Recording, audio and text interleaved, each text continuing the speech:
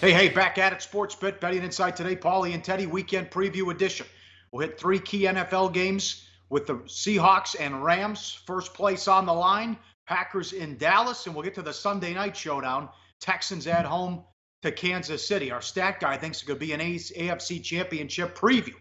Best bets before we get out of here, play of the day as well. We'll get to probably the best day of the baseball season as well. All four series coming up with 2-day games. We'll recap and preview those in a second. Tampa Bay and New England, Patriots defense showed up, confused Winston and the Buccaneers with a little zone defense early. Talking to a lot of bookmakers last night, not as bad as you would think because a lot of places opened 5 and 5.5, and it zoomed right up to 6 because New England's something like 43-6 or whatever off a loss since 2004. So you had the Gronk shenanigans as he was ruled out before the game. Would have been much worse if this was a Sunday or a Sunday night game. I had a bookmaker who's been in the racket over 30 years tell me he can't recall a game landed on 5 that involved the middle. But the Patriots win 19-14, and Tampa Bay is going to be looking for a new kicker as Folk has missed 5 field goals and an extra point in the last 2 weeks. One of the field goals we can excuse him for, the 56-yarder that went about a mile to the right. Folk's not built for 56-yard field goals, but certainly when you're talking about a kicker whose shenanigans, shall we say, have cost Bucs backers each of the last 2 weeks, bettors aren't real happy with Nick Folk. He's not going to be getting a lot of Christmas cards from bettors here in Las Vegas. Now, you talked about the two defenses, and certainly both defenses played okay, but both teams still gained 400 total yards in the contest. There were 49 first downs in the contest, 111 total yards. So it wasn't a true defensive struggle per se. The offenses moved the football, but in the red zone, neither team was particularly efficient. So the right side in the ball game, that was the under. Total took two-way action on game day, was bet down from a high of about 56.5 early in the week, closed in the 55 range. So, but the under was the right side. As for the middle, I mean, when you say a bookmaker has never seen a middle land, I can think of a couple games where there's been middles on 5s. Obviously, with the 2-point conversion, it's happening more and more in the NFL. But even with the books didn't get crushed by this middle, but anytime it bounces, that closed Pat's 3.5. And it was Pat's 6 for a good portion of the week. So when it lands 5, on a standalone single event national TV game, it's still not good for the books, even though you're right, Pauly, not nearly as bad as it would have been had it been, for example, a Sunday night game. That could have been a disaster. Good result of the Golden Nugget, which I can't believe. Tony Miller said they won because the game fell 5. NC State could be the real deal. They've won 5 in a row. They take care of Louisville as a 3-point dog. Finley, after the game, quarterback, said their confidence level is sky high. He doesn't turn it over. He had over 300 yards passing. Don't forget this. They play Clemson at home. They almost beat them last year on the road. They could throw a monkey wrench here into this ACC thing. Sure, NC State certainly. I mean, that was a wire-to-wire job last night. Lamar Jackson, he's finding out his offensive line this year isn't quite as good as his offensive line last year. You ask me, that's the difference between this year's Louisville team and last year's, is the play of the guys who are protecting Lamar Jackson. The skill position talent there is still stellar, but NC State was able to control the line of scrimmage for extended stretches of last night's ballgame. Now, total-wise, it's a fascinating one because literally, you look at these totals and it landed 64. All right. The game closed 66, 67. Just about every over better in the world lost, except for one. There was one guy who bet over 63 at the open at Bookmaker, at Bet Chris, and won his over bet. So maybe a couple guys pushed at 64. Everyone else in the world lost. So it just goes to show you, if you're that one guy, if you can get the best of the number, you're going to win games that everyone else is going to lose or push on. All right, go rapid fire. We do this every Friday on the show. Pros, Joe's Shakedown. Pros 13-4 year to date. They're on the chart. Jesus. Come on, guys. They're on the Chargers again. Bengals, Panthers, and Seahawks. I understand the Bengals. Again, it's a bad spot for the Bills, and it's been a complete change with the Bengals offense since Laser became the OC. Little surprised with the Seahawk money, and I'm surprised with the Panthers money as well. As we've talked about earlier in the week, the Joes are on the Jets. How about that? Everyone hated the Jets, thought maybe they'd go 1-15 or wouldn't win a game. Win total was 3. They can equal it at the South Point. Win total was as low as 3. They can go to 3-2 with a win against the Browns. Also, the Joes are on the Eagles, Packers, and the Chiefs. Yeah, let's flash these the graphics up one more time. Because when we're talking about the pros, say, why are the pros betting the Chargers? They lost with the Chargers last week. They lost with the Chargers the week before. Well, the concept here is twofold. One is that a winless team, the Giants, shouldn't be laying more than a field goal. And two is that LA has no home field advantage, leaving LA likely to help that team more than it is to hurt them. You talked about the markets not infatuated with the Buffalo Bills right now. They don't like the spot here with the Bills coming off the big win and the bye next week. Carolina, Detroit, I can tell you exactly why the money's coming in on the Panthers. Look at the turnover differential between the two teams. Detroit is +9 on the season. That's number 1 in the NFL. And the Lions aren't a team that's built naturally to be winning turnover battles every week like a New England or a Kansas City is. So the bettors expecting, the wise guys certainly expecting Detroit's positive turnover margin to go down, and Carolina at -5 right now. They look at that defense, they look at the offense, say this isn't going to be a team that's going to finish the year with a negative turnover differential. So they say the Lions' results for the first month versus the Panthers' results for the first month have been thoroughly influenced by the turnover margins, and that's not something they see moving forward. So hence the Carolina Panthers money. And as for the Seahawks money, well, we'll talk about that a little bit when it comes to our big game breakdowns. We're going to take a look at Seattle and LA. When it comes to the Joes, and let's flash that graphic up one more time real quick. Obviously, you know what the Joes are. Look at all 4 of these teams: Jets, Eagles, Packers, Chiefs. What do they have in common? They all covered the spread last week. That's what you're going to see. Of course, you know, before this Jets bandwagon, as you mentioned, did you think at any point this season, Pauly, that we would have anything resembling a Jets bandwagon?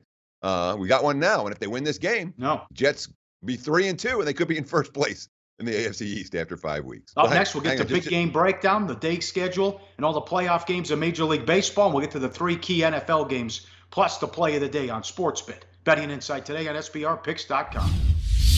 Go to SBRodds.com. Browse, compare, and shop live odds available at top online sportsbooks. Back on SportsBit, betting insight today. We'll get to the NFL in a second. Always powered and sponsored by BetOnline. 11 o'clock Pacific. The Astros look to go up 2-0 on the Red Sox. Sale had nothing, gave up 7 earned in his first career postseason start.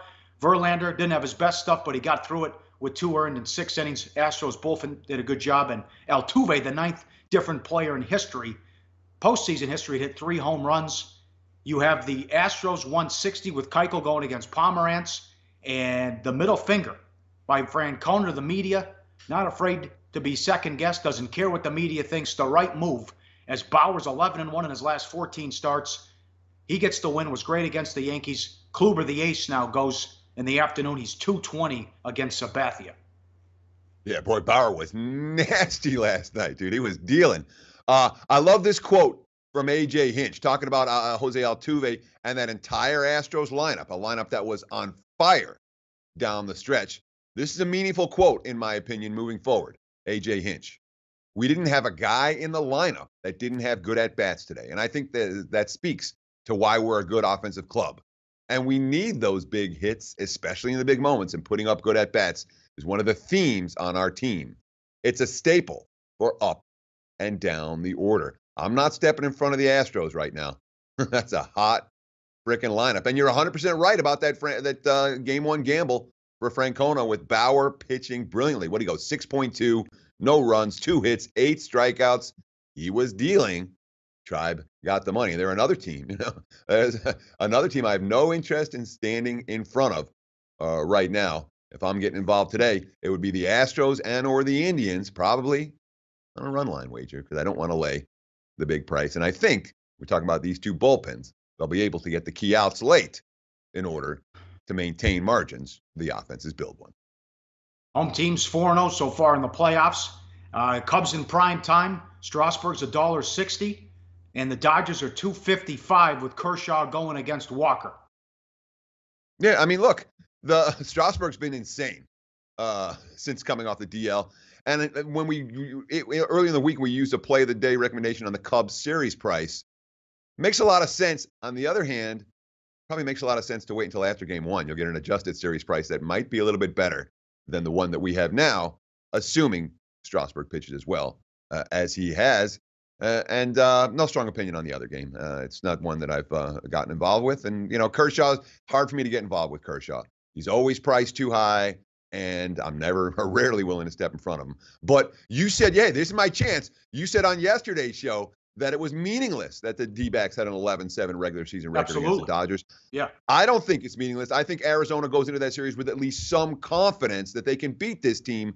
Most teams in Major League Baseball, namely all the other teams in Major League Baseball, did not beat the LA Dodgers 11 different times this season. They're professional athletes. They all have confidence. Come on. Seahawks and the Rams. Here we go. Big game breakdown. Powered by BetOnline. BetOnline number, Rams are pick 46.5 the total. How about this? Look at the adjustment. Last year in the Coliseum, Seattle was 7-38. Now it's pick and 46.5. The Rams can score. McVay's done a great job with Goff and getting Gurley back in the offense and also catching the ball. That's the good. Back-to-back games, 30 points and over 400 yards. The bad, this Wade Phillips defense. They've allowed at least 30 points and over 400 yards in back-to-back games, and it could be worse for the defense because the numbers are bad. But remember, they faced Tolzien and Hoyer in 2 of the 4 games.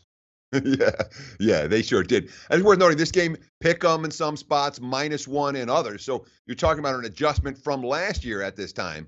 Seattle -7 to the pick 'em or Rams -1. That's a significant betting market adjustment. And we saw the markets for the first time this week really start to respect the LA Rams. Rams took a ton of money in Dallas last week and played well, obviously, well enough to win the game. And the market's not sleeping on this LA Ram offense whatsoever. And again, the offense is legit. There's a huge upgrade in coaching. It's not just Sean McVay. They brought in Scott Loeffler, an offense coordinator. They brought in Aaron Kromer to coach the offensive line. These guys have designed a system that's working right now. And there's talent on this offense. They had 5 first-round starters, 4 second-round starters on the offense. And, of course, Cooper Kupp, the third-rounder, he's been a steal in the slot for L.A. So there's weapons. And then, of course, you have Todd Gurley, who right now might be the best running back in the NFL. He had no room last year. The offense couldn't open up any holes for him. There's a huge difference this season. Look at it. Rushing yards per game, rushing yards per rush, passing yards per game, receptions per game, and per catch. Huge upgrades for Gurley, literally in every category. Here's the quote from Sean McVay. Quote, I don't think it's necessary. I don't think it's necessarily if you can, quote, fix him. I mean, this guy's a great player. Just because last year, from a number standpoint, maybe it wasn't what we would have liked, that doesn't take away from some of the things he did on tape when you really study it. Gurley is in stellar form right now. And the defense, yeah, they may have taken a slight step back. And you look at the numbers, and obviously they placed Hoyer and Tolzien, which helps those defensive numbers overall. But 2 weeks ago, bad situation when they went to San Fran on the short week. Their defense was on the field for a ton of plays the previous week. The defense got gassed. And then they went to Dallas. Dallas has got a real good offense. Let's not understate what the Cowboys bring to the table. So, like the Patriots last night, I wouldn't be shocked if the Rams defense gives a little bit of a better showing than they've shown for the first couple of weeks. I don't put a lot of stock into what happened on Sunday night. The Colts are terrible. Their roster's awful, and the defense has got issues. But Seattle moved the ball in a good second half. 4 touchdown drives of 74 yards or longer. McKissick, maybe a sleeper. Switched from wide receiver to running back. 30-yard touchdown run, 27-yard touchdown catch. But the long-term issue's not resolved. They thought they had something with Carson. He got hurt. He's on IR. No other running back with more than 16 carries. Pro-Size upgraded to probable. As a fantasy expert told me, you got Rawls and Lacey. One's fragile, the other's fat. Maybe McKissick is in the rotation, so they got to find a rhythm. But the battle between Lacey and Rawls to maybe win the job in practice, Pete Carroll, quote, it's looked like we had a number of guys there at the running back spot. We're trying to decide how we're going to handle this. It was uncomfortable not to have Eddie up or not have Thomas because those guys are ballers. They need to be playing. But here it is now. They'll be going side by side and battling. Offensive line issues continue, but we'll see if they can move the ball against this Rams defense, which is definitely cause for concern. We'll get to this one coming up with play of the day. Packers-Cowboys and the Chiefs and the Texans straight ahead on SportsBet. Betting Insight today on SBRPicks.com. Research before you bet. Be sure to check out SBR Picks for the best game predictions, breakdowns, and much, much more. Wrapping it up on SportsBet. Weekend preview edition rolls on. 2 more NFL games to get to. Exceptional customer service, strong promotions, every type of wager you're looking for out there at BetOnline. BetOnline number, Packers and Cowboys, a good late game. Dallas at home, 252 the total. Last year, a shootout in the playoffs. Green Bay catching 5.5, won outright 34-31. But Rodgers has been running for his life. He's been sacked 15 times, and they can't run the ball. Only 3.4 yards a carry. And Bakhtiari and Bulaga, limited participants in practice. We'll see if they can go. They're running out of offensive linemen. Remember, there was a sequence here where guys were getting hurt every play against Chicago in the Thursday night game. Montgomery's got the broken ribs. Adams is getting the concussion protocol. Who knows who's healthy as we tape this on the offensive line and who's going to play on Sunday. Sure, it's certainly injuries are a legitimate problem for the Green Bay Packers right now. Winning on the road was not a legitimate problem for Green Bay last year. They won here in the postseason. Dallas, of course, won the regular season meeting by double digits in Green Bay. That was kind of Zeke Elliott's coming out party and the Cowboys' coming out party last year when they went up to Lambeau and beat the Packers. But, we look at this Packers team. Okay, you talked about Bakhtiari and Bulaga. We don't know if either one of them, both of them were limited participants in practice. Basically, every other offensive tackle on the roster is injured. They beat Chicago with a center and 4 guards. Lane Taylor played at left tackle, Justin McCray at right tackle. Neither guy is built for that role. And, of course, they were lucky in the sense that the Bears handed them more than one touchdown in that contest. Here's a quote from offensive tackle Brian Bulaga on his ankle. It's probably one of those things that's going to linger for a while. That's just the way it's going to be. I'm just going to have to get it to a point where it's manageable enough and then just try to take care of it the rest of the way and keep it manageable. That's the reality of it. We don't really have the time to get it to 100%. I think that's unrealistic. So the markets may adjust if Bulaga plays in this contest. Bulaga not going to be anywhere near 100% in this ballgame, and the Packers' offensive line is a concern. Green Bay is only averaging 3.4 yards per rush, or their running backs are only averaging 3.4 yards per rush this season. That's not good. Aaron Rodgers, a guy with a quick release, has been sacked 15 times already. That's not good. The Packers' offensive line is likely to affect their offensive game plan in this one.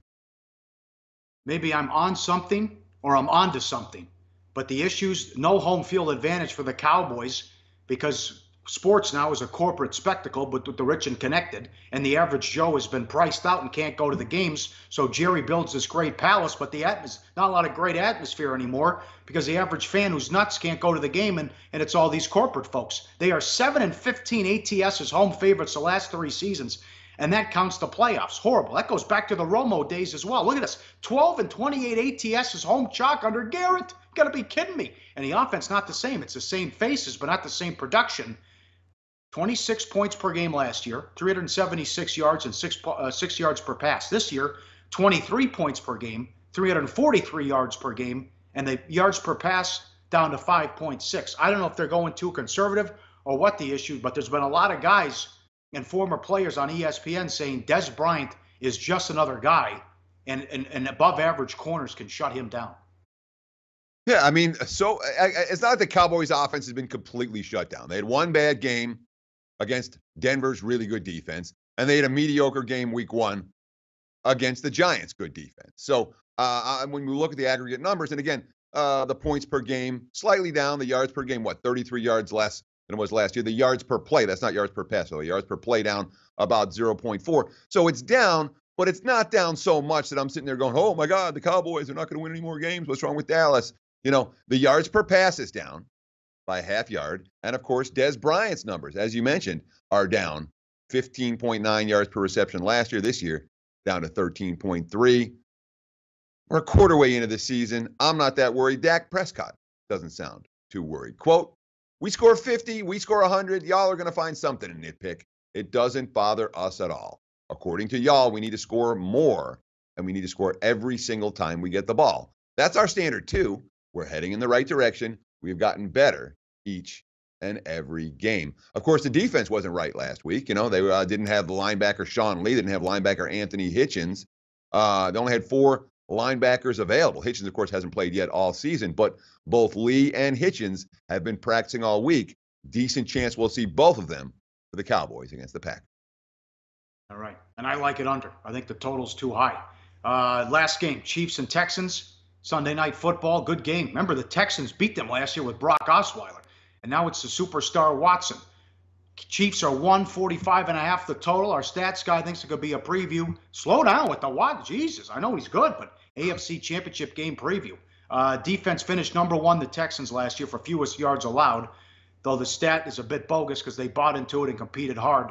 Watt still without a sack, but they're giving up more yards here as you look at Football Outsiders' defensive efficiency. Last year, 11th. This year, 4th. But it's been night and day for Watson. O'Brien, what the hell were you looking at in camp that Savage was named the starting quarterback? 57 points last week in the win against the Titans. And there's a lot to like here with this offense. And this was big. They got Will Fuller back last week. Another option for Watson to take some of the heat off Hopkins. Yeah, Fuller's an impact player for this team. And the markets basically didn't even notice his return with money coming against Houston last week. We've seen a little bit of money against Houston this week. The wise guy's not as in love with Deshaun Watson as perhaps the betting public is right now. But you talked about that defense to open, and it's really important note here because the mainstream stats are going to say that, well, the Texans had the number 1 defense in the NFL last year, and this year the number 5. There's a modest decline there. They're not the best defense in the NFL. But the advanced metric numbers say this year's defense is better than last year's defense. Last year's defense, it was ranked number 1 in the NFL. And obviously, J.J. Watt is healthy, which he wasn't a season ago. That's huge. And then you have the Deshaun Watson situation. And Watson's a guy, look, I mean, he did something that I didn't think I would ever see. Rallied a team back from a double-digit deficit to win a national championship against Alabama in the 4th quarter. You know, impressive. And what's he done at the NFL level? Well, first game, he comes in at halftime after Savage was awful, wasn't ready. Second game, he's on a short week at Cincinnati, good defense, short week, disastrous situation. The last 2 weeks, with regular prep time, Deshaun Watson has been great. And of course, the quotes are really good. Quote, he's talking about his maturity. What's his goal? Just continue to get better. Try to get 1% better each and every day. Build my craft. At the end of the day, the film's going to be out there, and you just try to build on your strengths and weaknesses. Although it's going to be a tactical challenge against Kansas City. This defense is no joke. Here's the quarterback coach, Sean Ryan. It's a big-time challenge. There's going to be different fronts that he's going to be looking at. I don't care what he played like the week before. That's going to be a part of it. We know it. And, of course, now with Hopkins and Fuller back in the lineup, and, of course, Lamar Miller running the football very effectively so far, this offense has some weapons. So does the defense, Pauly. Well, it's important, too, because they lost all those tight ends early on in the first game. Chiefs won their first 2 road games by double digits, one by 15 at New England to start the season. If you want to call it a road game, they beat the Chargers by 14, although there were more Chiefs fans there than Charger fans. So I don't think you can count these as true road games with when you're playing in Los Angeles. 6-0 straight up in ATS the last 6 road games last year, 3 by double digits. How about Charlie Checkdown throwing it downfield? And it certainly helped that you have Hunt and Hill as game breakers. Alex Smith yards per pass with Kansas City. Look at the graphic. 6.5 to 7 to 7.4 to 7.2, all the way up to 8.8. Hunt, 500 yards rushing, 157 receiving, 659 total yards through 4 games, a rookie record. Hill has got 288 receiving and a couple of touchdowns, and Kelsey's been terrific as well. So he finally has some weapons to work with. It is a completely different offense with what he's had and how they're moving the ball and scoring points. Sure. I mean, you're talking about playmakers, legit playmakers for the Kansas City Chiefs. That being said, that 8.8 yards per pass, when you look at the historical norms for Smith, you have to expect that to maybe revert to the mean a little bit. There have been a lot of big plays from this offense. Every time you have a running back that's averaging 7.4 yards per rush, there's been a lot of big plays. That's what Kansas City has done consistently in recent years. The other thing they've done, as you mentioned, right at the top, Pauly, the Chiefs have been dynamite on the highway. 8-0 straight up. 8-0 against the spread, their last 8 road games. 5 of those wins coming by double-digit margins. So KC, not a team the markets are reluctant to support when they travel to hostile environments. All right, now fun week of shows. We got through it after the tragedy that happened on Sunday night. We'll be back next week with the big shows coming up as well. MLB playoffs, and it's a shit card this week. Let's be honest, not a lot not a great card with college football and some lousy games in the NFL. But it gets fun now that we get to October. Money time play of the day. Back to Seattle and the Rams. What do you want to do here? Let's go game number 467, 468. Seahawks and the Rams. Let's go over the total, 46.5, the current number. I'm a believer in this LA Rams offense. And Seattle, you say you didn't believe them? Hey, I saw the Seahawks team 3 touchdown drives of 70 yards or more in the second half against the Titans. 4 touchdown drives of 70 yards or more last week against the Colts in the second half. I think they're going to chuck the football around. And I'm expecting a shootout at the Coliseum. Take the Seahawks and the Rams over 46.5. That's our play of the day. All right, there it is. A lot of fun. A lot of games to break down. We'll talk to you next week on SportsBit. Betting Insight today on SBRpicks.com. Take care of yourselves. Be nice to one another.